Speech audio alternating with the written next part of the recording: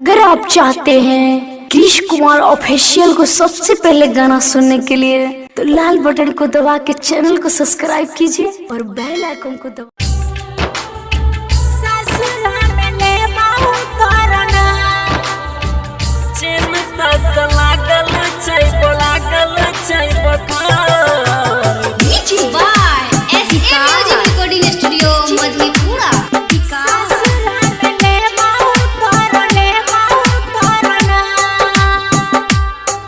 हमरा से किया लड़का जानू जाय छी ससुरा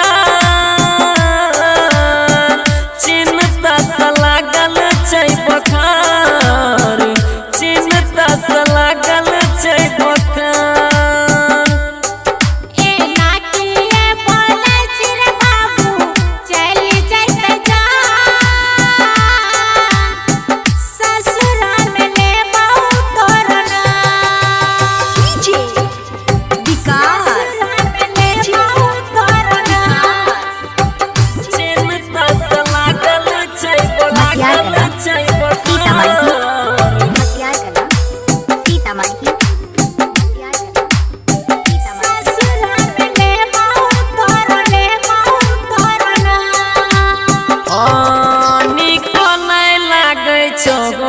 हमरा खाना पीना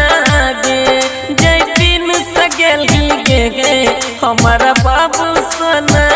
गे हमारा बाबू सोना गे निको नहीं लागे छो हमरा खाना पीना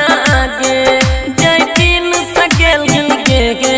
हमारा बाबू सोना गे